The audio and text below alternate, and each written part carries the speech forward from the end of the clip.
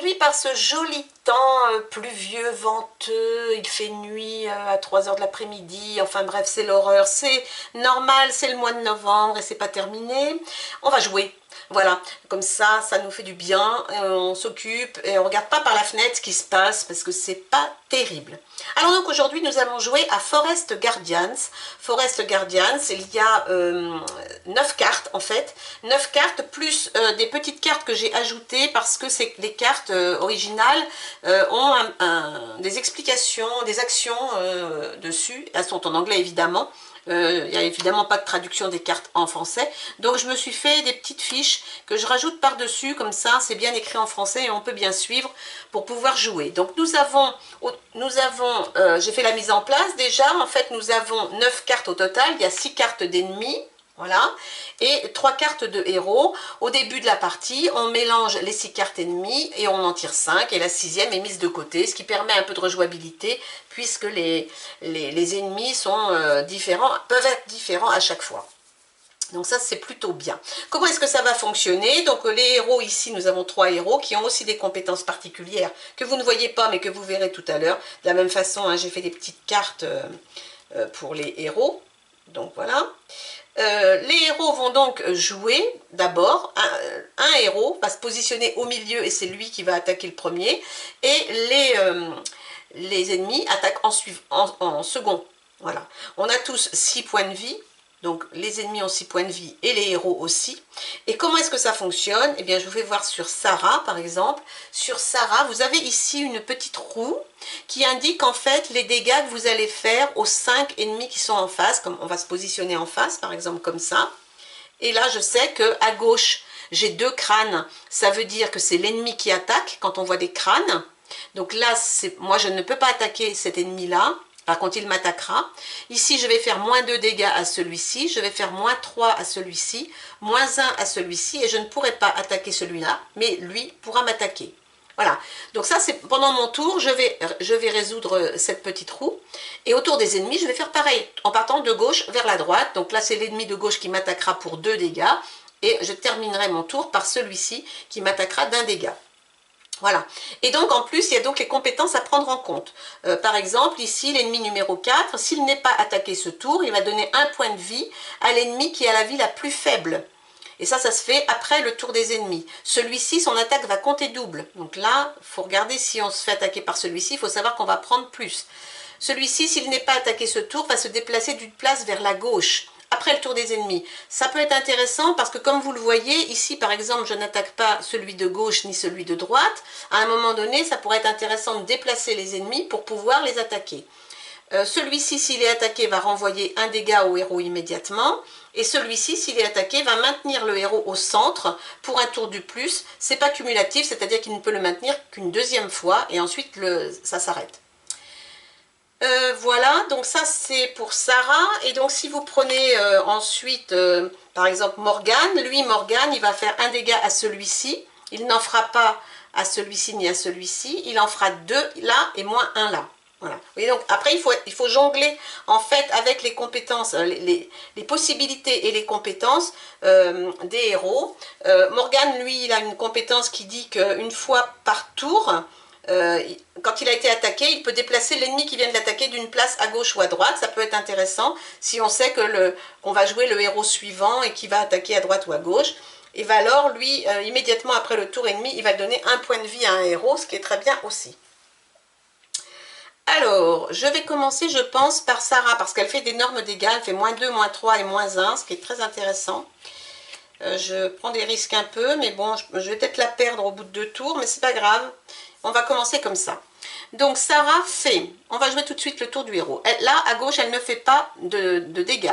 Donc s'il n'est pas attaqué ce tour, il va donner 1 point de vie à l'ennemi avec la vie la plus faible quand le tour des ennemis sera terminé. Il ne faudra pas que j'oublie. Il ne faudra pas que j'oublie qu'ici, j'ai quelque chose à faire à la fin.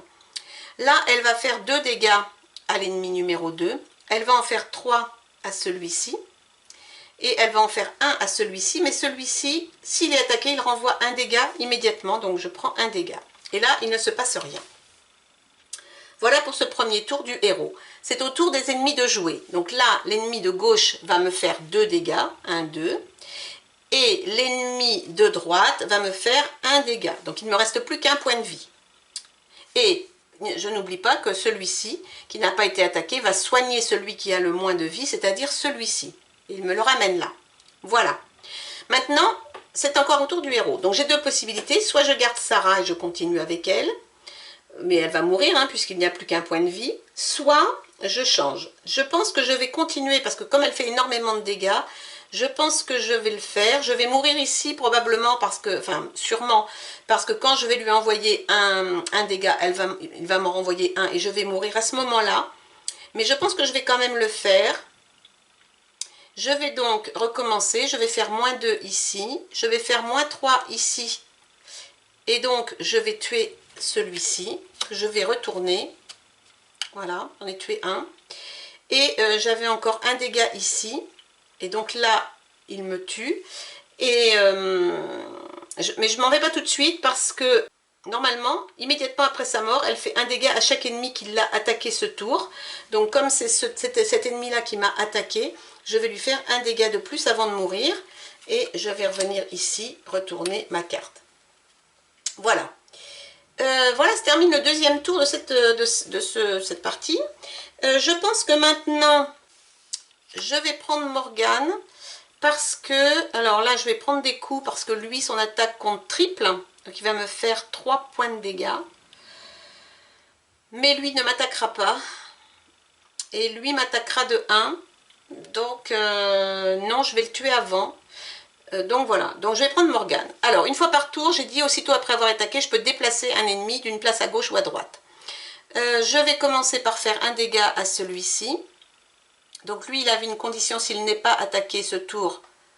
Attendez, au tour suivant, j'ai encore raté. Au tour précédent, pardon, il n'avait pas été attaqué, il fallait qu'il redonne un point de vie à celui qui en avait le moins. Lui, il était mort de toute façon, donc celui-là. Donc là, maintenant, je vais pouvoir l'attaquer de 1. Lui, je ne peux pas l'attaquer, lui, il est mort. Là, je lui fais 2, et donc je tue celui-ci.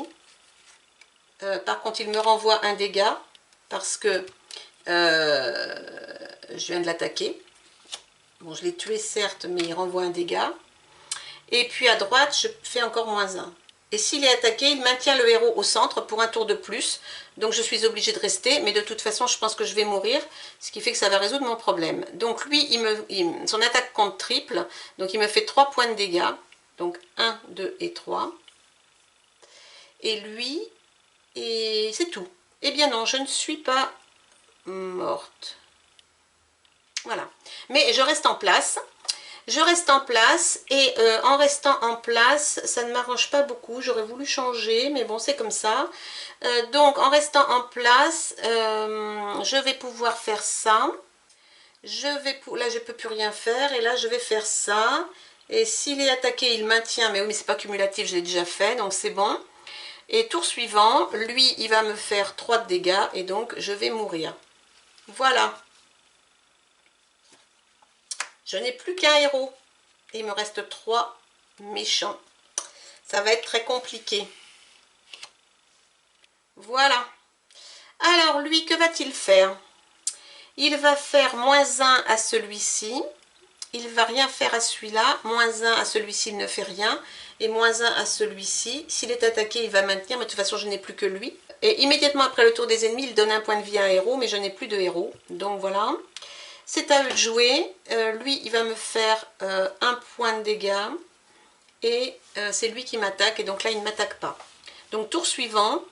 C'est à moi. Je vais recommencer. Je vais lui faire -1 ici.